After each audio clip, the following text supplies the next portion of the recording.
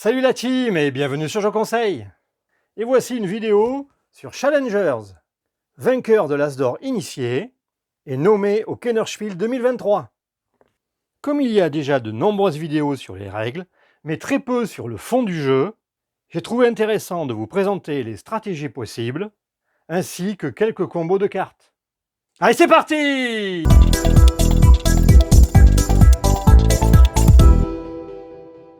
Et tout d'abord, les 8 conseils qui vous aideront à chaque partie.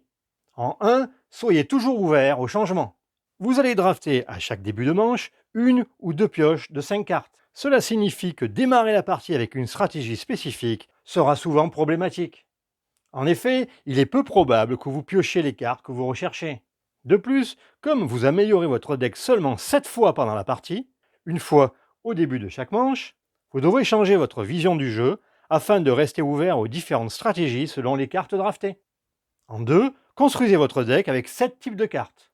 La majorité des parties se perdent à cause d'un banc trop rempli. N'oubliez pas que votre banc n'a que 6 places. Vous pouvez donc seulement y empiler 6 types de cartes différentes sans perdre.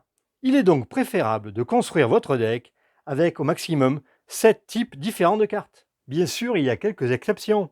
Si vous jouez avec les cartes Majordome, Nécromancienne ou Vampire par exemple, elles permettent de vider votre banc. Comme ici, placez jusqu'à 2 cartes de votre banc sur votre réserve. Ou bien, placez une carte avec une force de base 2 de votre banc sur le dessus de votre deck. Ou encore, placez une carte niveau B de votre banc sur le dessus de votre deck.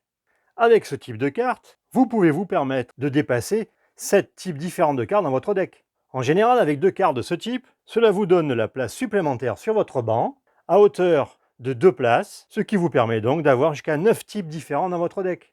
Troisième conseil, les plus 1 et les plus 2 sont intéressants, surtout en début de partie.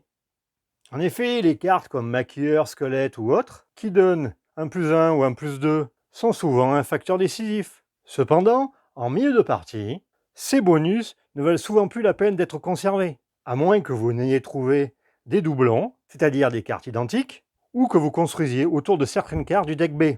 Par exemple avec la carte réalisatrice, qui depuis le banc fait gagner plus 1 pendant l'attaque pour toutes vos cartes de ce symbole. Conseil numéro 4, augmentez la force globale de votre deck. Lorsque vous construisez votre deck, pensez à sa valeur de force globale, c'est-à-dire la valeur de force de toutes vos cartes additionnées. Ici 12. C'est souvent une bonne stratégie, mais attention, ce n'est pas la seule qui doit guider vos décisions lors du draft. Par exemple, garder une paire de 3 est en moyenne mieux que de garder un seul 5. De même, prendre une paire de 5 est mieux que de prendre un seul 7. Conseil numéro 5, l'aléatoire des matchs. L'ordre de tirage des cartes peut avoir un impact important lors d'un match, mais rappelez-vous que les bons choix lors des drafts font souvent gagner les matchs. Si vous perdez, essayez de comprendre s'il s'agissait d'un deck adverse plus fort que le vôtre, ou bien d'un mauvais tirage de cartes, et modifiez votre deck en conséquence lors du draft suivant. Et rappelez-vous que vous pouvez retirer des cartes de votre deck qui vous semblent inutiles lors de la phase de deck. Conseil numéro 6. Prenez le drapeau aussi efficacement que possible lorsque vous avez le choix. Certaines cartes, comme journaliste et jongleur, vous aident à contrôler quelles cartes apparaîtront ensuite ou à la fin du tour. Avec la journaliste, regardez les 2 premières cartes de votre deck, placez-en une en dessous de votre deck et l'autre sur le dessus. Et le jongleur, regardez les 3 premières cartes de votre deck, placez-les sur le dessus de votre deck dans l'ordre de votre choix. Ces cartes peuvent être très puissantes car elles sont un moyen de réduire l'aléatoire du tirage. Lorsque vous les utilisez, prenez un moment pour bien réfléchir au séquençage de votre deck, surtout en voyant l'ordre de tirage de votre deck. Conseil numéro 7, construire pour le futur.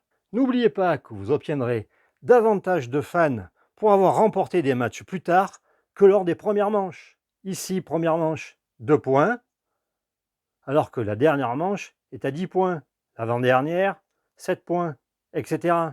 Il est donc important de remporter les matchs 4 et suivants pour atteindre la finale, même si cela vous demande d'abandonner une stratégie qui fonctionnait bien au début.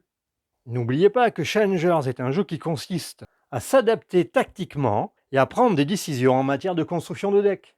Conseil numéro 8, choisir la pile inférieure. Les cartes que vous draftez augmentent en puissance en cours de partie. Vous recevez d'abord des cartes A, qui sont significativement plus faibles que des cartes B, et il en va de même pour le deck B par rapport au deck C. Cependant, n'oubliez pas que les doublons de cartes identiques peuvent être très intéressants. Si vous recevez quelques cartes fortes de type A ou B en milieu de partie ou vers la fin de partie, il faudra choisir si vous continuez à drafter les piles plus faibles pour trouver des doublons. Dans cet exemple, j'ai pioché dans de nombreuses cartes fortes de niveau B, comme ici, ce qui m'a permis d'avoir plusieurs copies de cartes. J'ai donc choisi de continuer à piocher plutôt en B que C lors de la 6e manche. Comme on peut le voir, je n'ai que 7 types de cartes différentes pour une puissance globale de 28, et bien sûr sans compter les bonus. Cela vous permettra de comparer les decks entre eux. Pour finir, parlons de quelques cartes et de leurs combos possibles. Le deck Fête foraine. Avec la vendeuse sur le banc, vos cartes Fête foraine gagnent +1.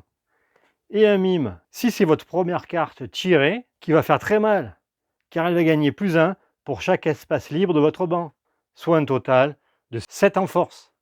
Ensuite, avec le deck Chauve-souris, et l'ado qui gagne +1 en force pour chaque carte Chauve-souris sur votre banc, ça peut faire vraiment très mal. La nécromancienne ou le vampire, qui permettent de relancer une combo en prenant une carte du banc que l'on remet sur le dessus de son deck. Il y en a d'autres, bien sûr.